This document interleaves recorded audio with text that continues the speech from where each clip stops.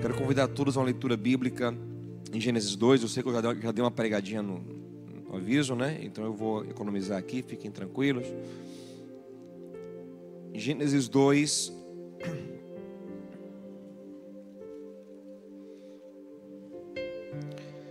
Logo no início da Bíblia, né? Facinho da gente achar.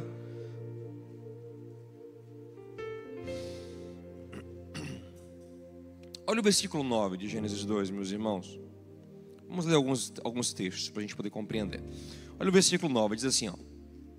Então o Senhor Deus fez nascer do solo todo tipo de árvores agradáveis aos olhos e boas para alimento.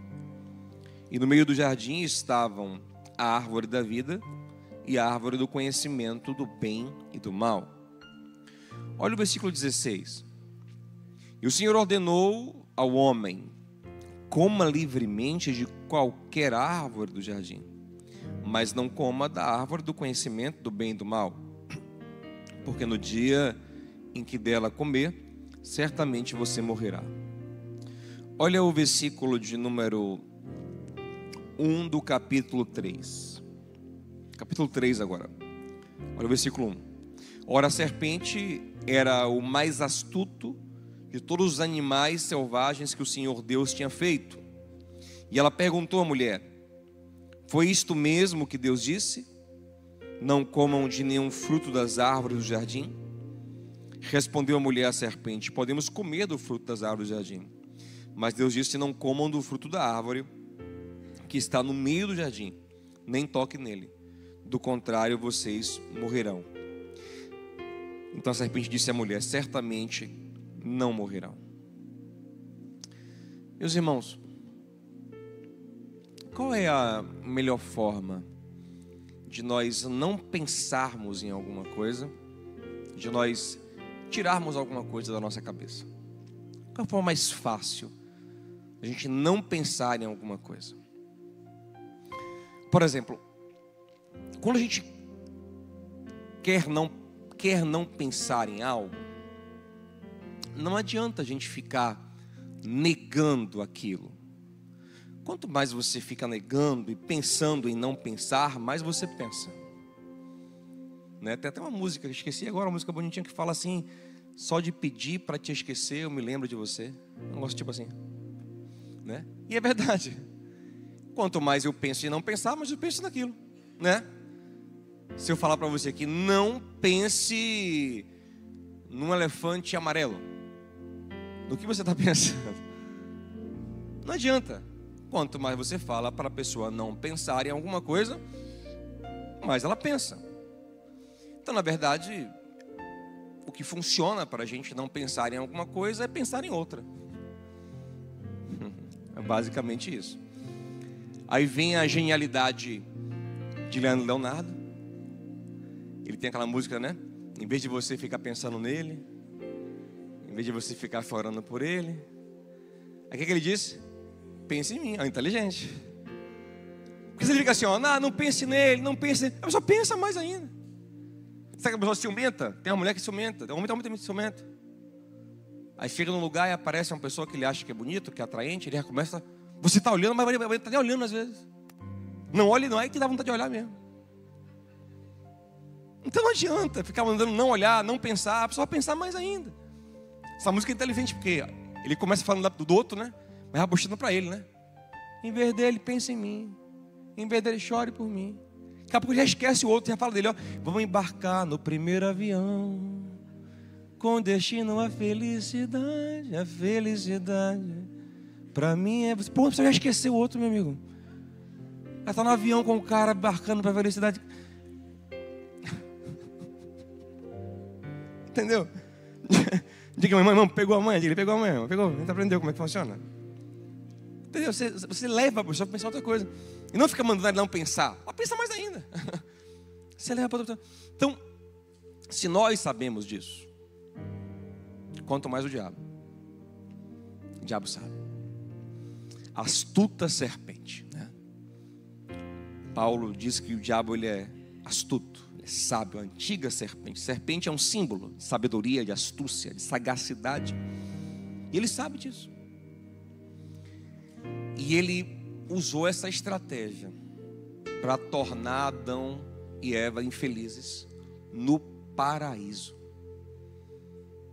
Tem como ser infeliz no paraíso, gente? Tem. Se a sua mente for deslocada para o lugar errado. Pense, gente, um paraíso, você com o amor da sua vida. Adão amava Eva. Antes do pecado, Adão amava muito Eva. Primeira vez que Adão viu Eva, e assim, Deus de propósito, né? Deus criou primeiro ele para ele sentir a carência. Sabe que o primeiro problema do homem não foi o pecado, foi a solidão, né? Se você ler Gênesis 1, Deus ia fazendo tudo e ia qualificando. Ficou bom, ficou bom, ficou bom, ficou bom. Lá no último versículo diz que ele viu tudo que ele fez e que ficou muito bom. O último versículo do capítulo 1, versículo 31. Então vem o capítulo 2 e aparece o primeiro defeito na terra. E não é o pecado é o capítulo 3. No 2:18 o Senhor fala assim: tem uma coisa que não está boa. Não é bom que o homem esteja solidão, primeiro problema. Então, Adão, o texto fala que Adão ele procurava correspondência nos animais e não encontrava. Adão tinha uma comunhão plena com Deus, o que eu falei no instante, ó. Adão foi o primeiro pai de pet do mundo. Adão tinha os leõezinhos com ele, os tigres, o urso panda estava lá com Adão, tão fofo. Mas Adão estava vazio ainda, mesmo tendo uma relação maravilhosa com muitos animais. Adão tinha Deus sem barreiras, porque Adão não tinha pecado. Mas ainda assim Adão tinha um vazio. Sabe por quê? Porque tem áreas em nossas vidas que Deus preenche através de seres humanos. É Deus quem preenche, mas usando seres humanos.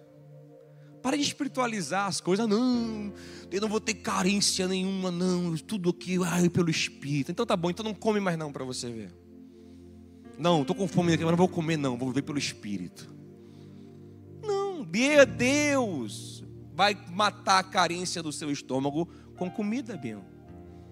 E é Deus. É Deus que dá o pão. O pão nosso de cada dia. Ah não, então estou colocando o preenchimento da minha alma no material. Não, quem nos preenche é o Senhor, quem nos dá tudo de bom. Tiago 1,17, toda boa dádiva, todo dom perfeito vem da onde? Do alto. Mas o Senhor, Ele mata a minha sede com água, amém, gente? Mata a minha fome com pão, com carne. O diabo oferece o McDonald's, mas eu repreendo em nome de Jesus. E assim também havia uma carência na alma humana que só poderia ser preenchida com outro ser humano. Adão tinha Deus. Adão tinha plenitude com Deus. Uma relação com Deus que nós nem podemos ter. Sabe por quê? Porque tem pecado em nós. E o pecado nos enfraquece, nos traz incredulidade, nos traz preguiça de buscar Deus, nos traz medo de Deus, nos traz vergonha, nos traz culpa, nos adoece espiritualmente. Adão não tinha nada disso. Deus vinha no pôr do sol e andava com Adão. Coisa maravilhosa. Uma relação poderosa com o Senhor. Ainda assim se sentia sozinho. Aí procurava andar com as vacas, com os bois, com a girafa, e mesmo assim, poxa, está faltando alguma coisa. E Deus de propósito fez isso, para Ele valorizar quando Eva chegasse. Então depois de um tempo que ele sente falta, Deus então diz: agora eu vou completar a obra. E Deus faz a mulher. E o texto diz que quando Adão viu Eva pela primeira vez, ele disse: uau, essa sim, agora sim, é osso do meu osso, é carne da minha carne, é do jeitinho certo aqui, Jesus. Gostei, Senhor. E vivi uma vida maravilhosa. Já assistiu Lagoa Azul? Era melhor do que Lagoa Azul. Eles viviam no melhor ambiente possível. Você leu comigo. No Éden tinha tudo de bom, todos os tipos de árvores agradáveis, tudo de que era bom para comer e para ver, era bonito. A gente come com os olhos também, né, gente? Um ambiente bonito, um prato bonito, a gente fica feliz. Era bonito, era cheiroso. Pensa uma casa, se fosse hoje, gente, Adão e Eva morariam no Alfa Éden. Sabe, um lugar bonitão, assim, top. Era o que ele vivia, um lugar maravilhoso, lindo, cheiroso, né? O pet deles era um leão lindo. Era maravilhoso, um amor pleno, sem pecado, sem ciúme, sem desconfiança, sem nada, sem piriguete nenhuma para poder. O piriguete. Bênção. Sem sogra, ô glória. Brincadeira. Vigia. Vigia. Bênção demais. Tem tudo. Comia do melhor, vivia num lugar maravilhoso. Tudo de bom, gente. Alegria. Satisfação. Deus olhou para eles como de tudo. Vocês quiserem. De vocês. Eu te pergunto, Adão plantou alguma coisa no Éden? Foi Adão quem criou? Foi Deus quem deu tudo. Porque o nosso Deus é assim. Ele nos dá tudo de bom. Nos abençoa. Sabe o que significa Éden? Ah não, Éden deve significar manto profundo. Éden, não, mas Éden deve ser mistério do fogo, do manto, da santidade. Não. Éden significa prazer, deleite, delícia. Sabe o que tem no coração de Deus pra gente? Prazer. Santidade, tudo que Ele quer pra gente é para nos levar a um prazer ainda maior, uma alegria ainda maior. Sabe qual é o projeto de Deus na redenção? É um novo Éden. Vai ler lá em Apocalipse 21, 22 o que é a Nova Jerusalém. É o Éden de novo. E nós, pelo sangue do Cordeiro, entraremos no Éden de novo. Você acredita nisso, meu amado? Eu creio nisso. Aleluia. Lá, uma vida cheia de bênçãos, cheia de graça. Mas o diabo é esperto. Assim, só que Deus não deixou ele sem opção. Deus colocou tudo aquilo e falou assim, mas tem uma válvula de saída aqui, tem um botão de saída. Tem uns reality show que tem uns botões que alguém aperta, né? A pessoa está na casa lá, no lugar, a pessoa vai e aperta um botão, não é assim, gente? Ou, não sei se é botão que aperta, se liga no telefone, tem uma coisa que a pessoa faz, que ela sai, ela diz, eu quero sair aqui desse lugar. Ele falou, se quiser sair, quiser romper, quiser outra vida, quiser outra coisa, morte em vez de vida, tem essa árvore aqui. Não coma. Se você comer, você está dizendo que você não quer mais isso aqui. Isso aqui é ruim, isso aqui mata. Agora todo o resto você pode comer. Todo o resto. Você tem muita bênção. Só isso aqui, só uma que você não pode. Agora olha como o infeliz do Satanás vai falar isso com Eva. Capítulo 3, versículo 1 de novo. Ora a serpente era o mais astuto de todos os animais selvagens que o Senhor Deus tinha feito. E ela perguntou à mulher, foi isto mesmo que Deus disse? Não comam de nenhum fruto das árvores do jardim? Como? Nenhum?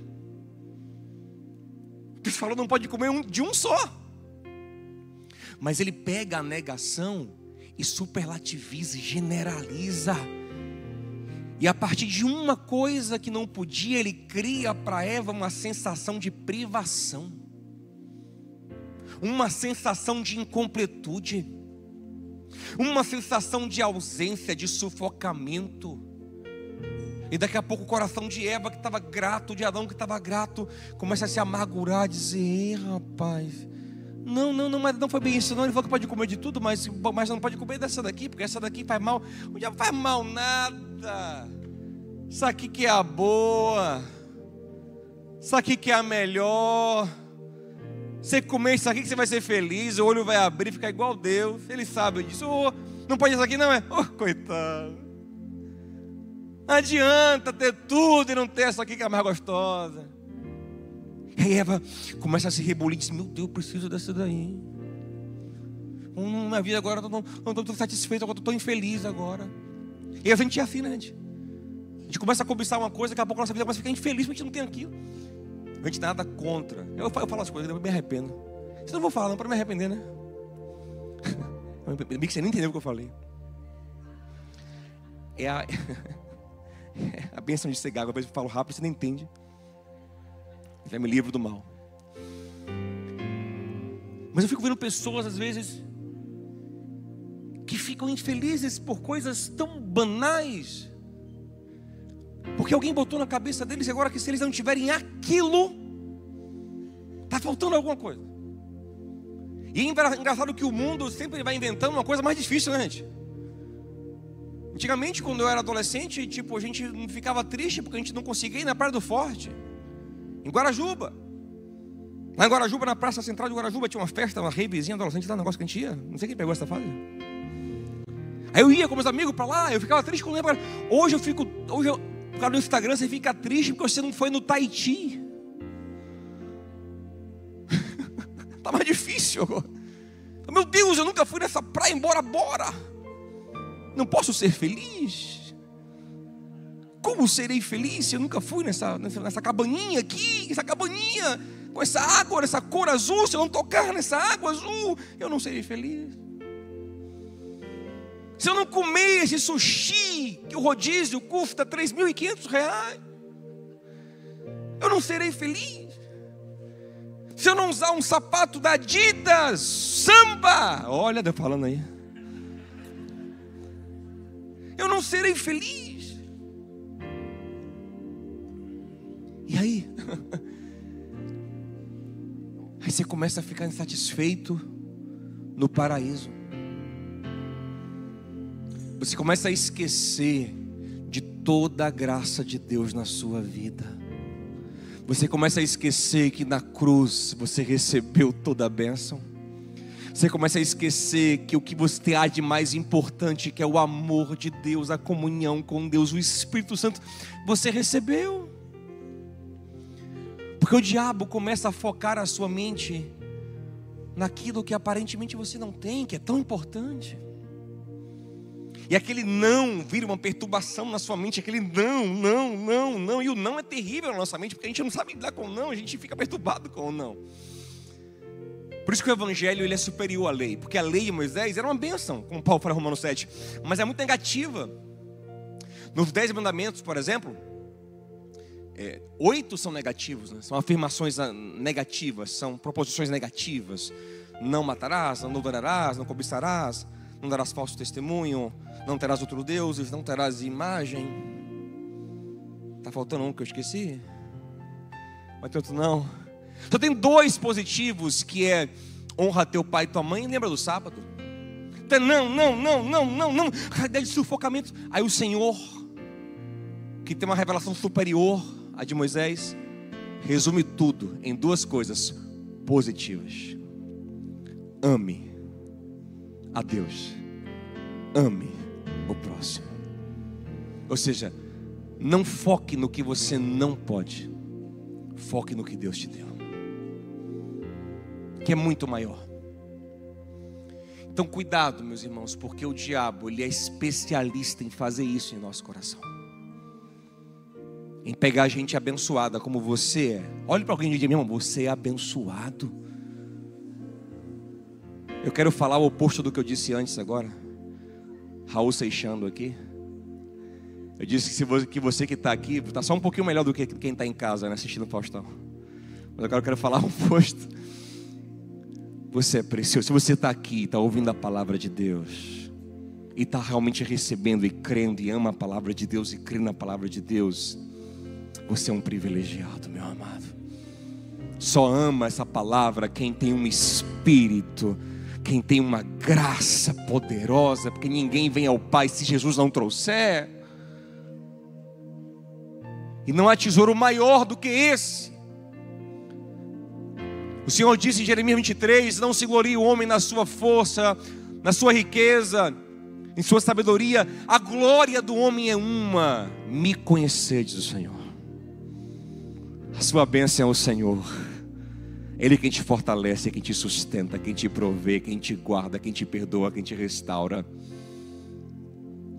Então pessoas como nós, não podemos deixar o inimigo colocar a nossa mente em uma coisinha que falta. E você, meu Deus, a minha vida é horrível. Não, não.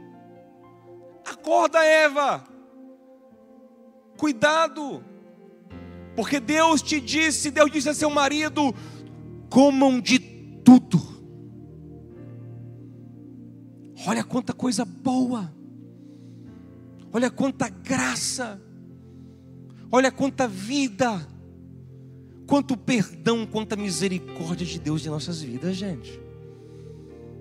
Quanta misericórdia. Você está aqui porque Deus é misericordioso, porque Deus é gracioso, porque Ele perdoa os teus pecados, porque Ele te restaura, Ele te renova, Ele te dá força, Ele te dá esperança.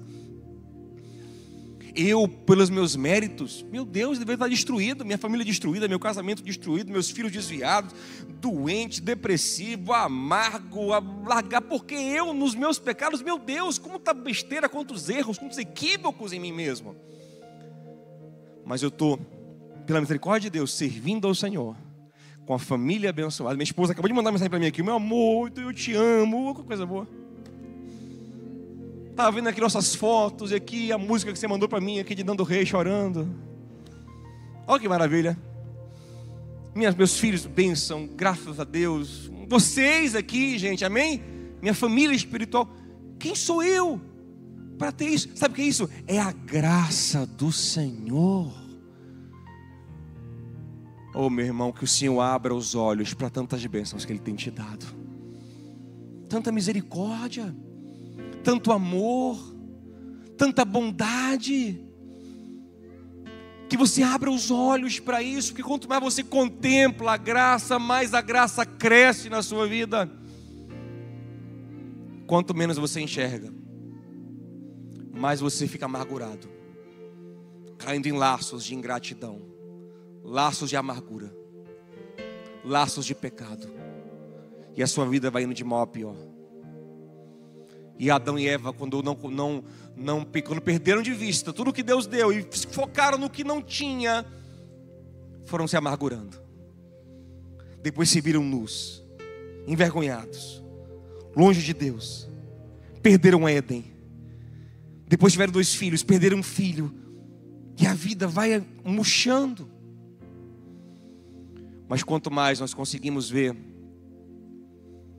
quanto Deus é bom, mais a bondade dele se manifesta em nossas vidas. Eu não estou mandando você se alienar das realidades duras da vida. Existem coisas difíceis, existem coisas dolorosas, existem coisas tristes, mas até nestas coisas somos mais do que vencedores naquele que nos amou, Paulo diz. Em Romanos 8 ele fala: nada pode nos separar do amor de Deus que está em Cristo. Nem altura, nem profundidade, nem qualquer criatura, nem o presente, nem o futuro, nem anjo, nem potestade, nem nada. Em todas as coisas que nós vivemos somos mais do que vencedores. Mesmo em meio às dores eu consigo contemplar o amor, a graça, a esperança em Cristo, a esperança de vida eterna, ou a presença do Senhor, o consolo do Senhor, a bondade dele, a misericórdia dele. Então eu posso dizer, como Davi no Salmo 23, o Senhor é o meu pastor, eu não sinto falta de... Isso não significa que eu tenho tudo o que eu desejo, não é sobre isso. É sobre não me ser tomado por carências que me amarram e que me entristecem, que me abatem, mas ter uma alegria profunda no meu coração, porque Ele é meu provedor. E certamente bondade e misericórdia me seguirão todos os dias da minha vida. Quem sabe que é abençoado? Quem sabe que está debaixo da graça de Deus? Ô meu irmão, contempla isso, adora o Senhor por isso. Dá graças a Deus. Louva, agradece, bendiga, ó minha alma, o Senhor, e não se esqueça de nenhum dos seus benefícios, Davi diz. Não se esqueça. Não se esqueça do quanto Deus é bom. Eu não conheço a sua vida, mas só o fato de você estar aqui interessado pela palavra, eu lhe digo, isso já é bondade de Deus. Já é misericórdia de Deus. Se você veio aqui com quem você ama, com seu marido, com sua mulher, com seu noivo, sua noiva, meu irmão, um casal, uma família, seus filhos, ouvindo a palavra, ou você é muito abençoado, meu irmão. Você é abençoado. Você tem um amigo, uma amiga, que você veio junto para a igreja hoje louvar ao Senhor, ouvir a palavra, como você é abençoado, meu irmão. Você tem uma família. Às vezes tem mulher que está reclamando: poxa, eu estou aqui em casa, um marido bagunceiro. Ô, meu irmão, tem muita gente orando para ter um marido. Essa mulher aqui, muita gente orando para ter uma mulher de Deus, gente. Se você é casado com um crente, ô meu amigo, bendiga o nome do Senhor. Bendiga, porque o Senhor está abençoando a sua vida, está te cobrindo de graça, de paz. Se você tem um tesouro que é o Espírito Santo habitando em você, meu irmão, esse é o maior tesouro do mundo. Esse é o bem que nos renova, que nos fortalece, que nos transforma, que nos arranca do pecado, nos arranca das prisões, dos cativeiros, das angústias mais profundas e nos restaura para a glória de Deus. Não deixa o inimigo colocar os seus olhos no que você não tem. Porque se você viver assim, eu olhando para uma coisa, você pode ter o que for, se você não entender a graça de Deus, você sempre vai estar insatisfeito.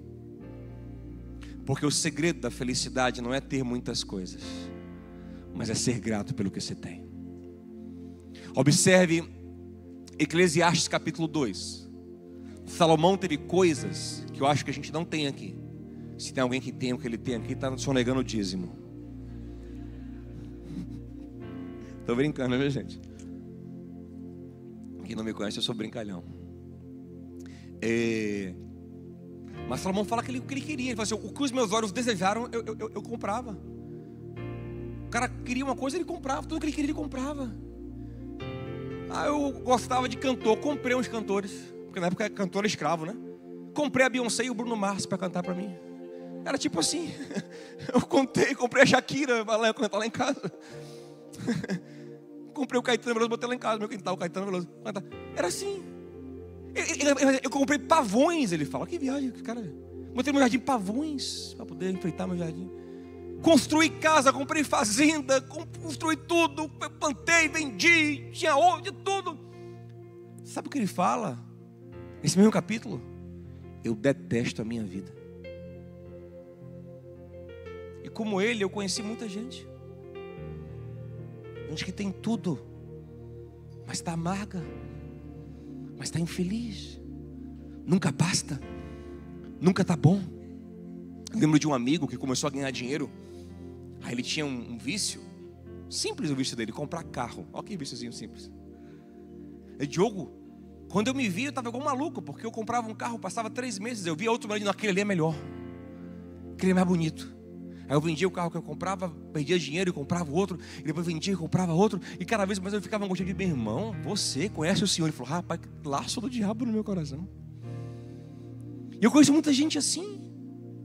Ele encasqueta com uma coisinha aqui: meu Deus, agora eu tenho que me sair daqui, tenho que mudar de novo, tenho que comprar outra coisa, eu tenho que comprar, tenho que viajar, tenho que fazer essa cirurgia, a vida está sempre faltando alguma coisa. Que cansativo. Salomão sempre tem que ter mais, e morre infeliz. Olha o Paulo, qual a diferença de Paulo, gente? Paulo em Filipenses 4, ele fala assim: eu aprendi o segredo de estar contente em qualquer ocasião. Filipenses 4:11 em diante: eu sei ter muito, sei comer bem, sei estar num bom hotel, mas sei também comer um hot dog se for necessário. Estou traduzindo, mas é tipo isso. Sei dormir no colchão se for preciso. Sei ter pouco, sei ter muito. Sei passar coisas boas por as coisas ruins. Porque a minha felicidade está na graça que cerca a minha vida, no amor que me carrega, na bênção que me conduz, no amor que me renova. Eu posso todas as coisas naquele que me fortalece. Sabe como ele morre? As últimas palavras dele a Timóteo, em 2 Timóteo, ele fala: combati o bom combate, completei minha carreira, guardei minha fé, agora eu vou pegar a coroa que me espera. Como é que você quer encerrar a sua vida? Como Salomão? Amargo, insatisfeito, carente, sempre faltando alguma coisa? Ou como Paulo? Satisfeito, glorificando a Deus, bendizendo o Senhor. Então, meu irmão, hoje, em nome de Jesus, aprenda a colocar os olhos no que Deus te deu e não no que falta.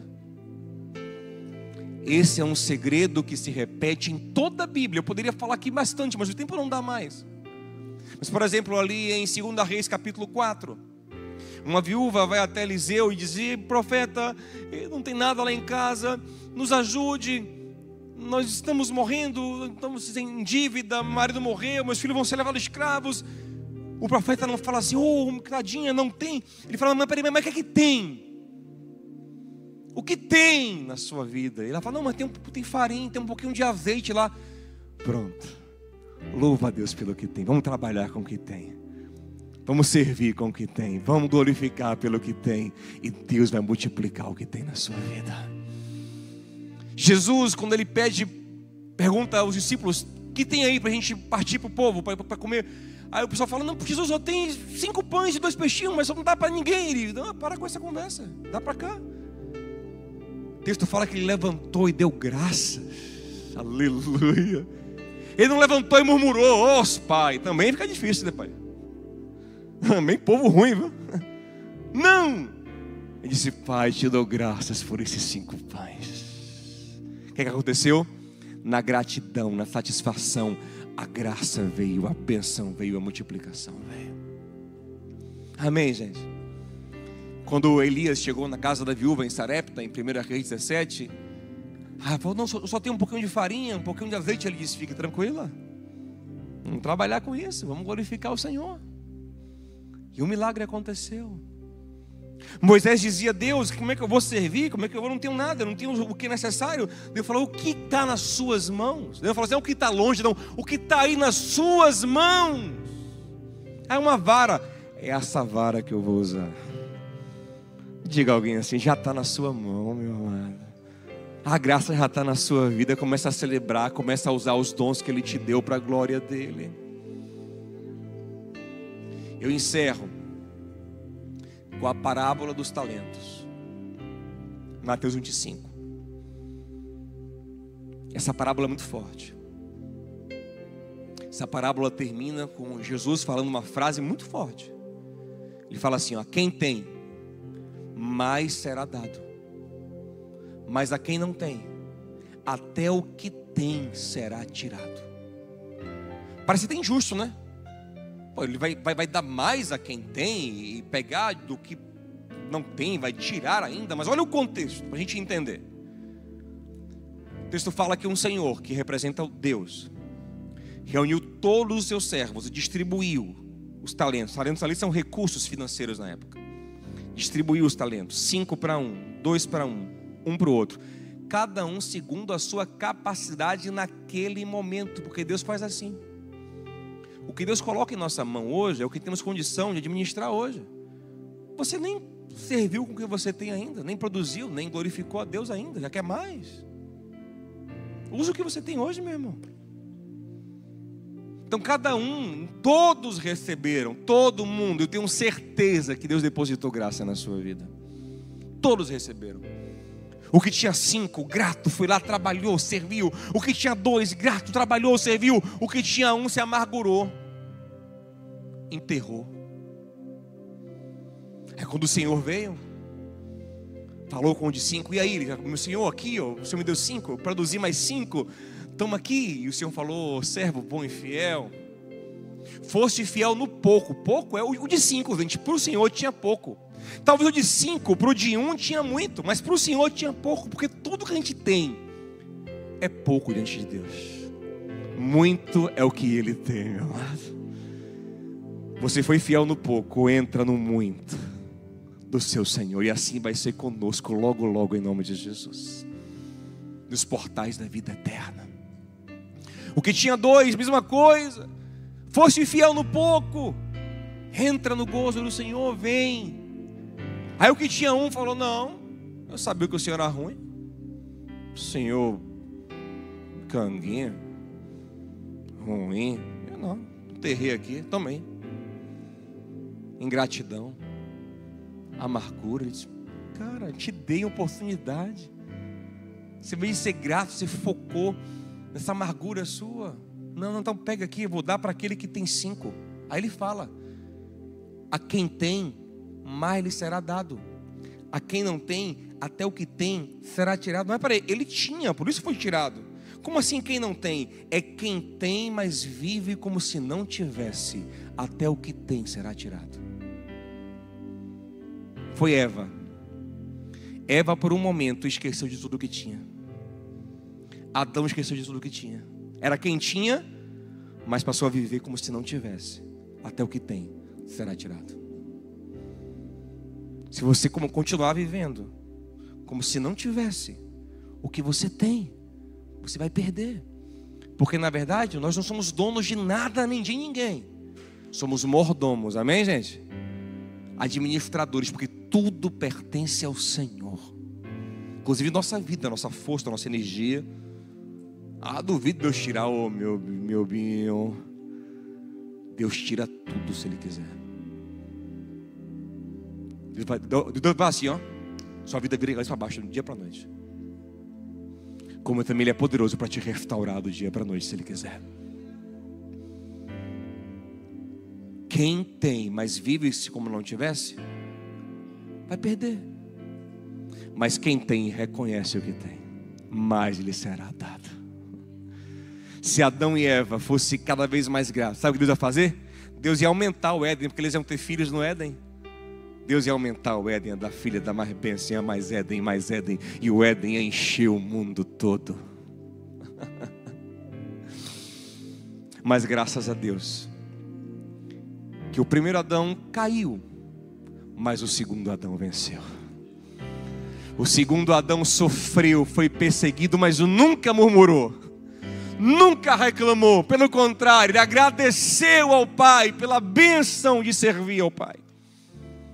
E porque ele foi grato, porque ele foi fiel, porque ele contemplou o que o Pai entregou a ele, essa obra maravilhosa, a igreja dele, o povo dele, o reino dele, o Pai lhe deu mais e mais, mais e mais, mais e mais. E por causa dele estamos aqui, por causa do preço que ele pagou na cruz por nós. Amém? Vamos ficar em pé em nome de Jesus, vamos orar.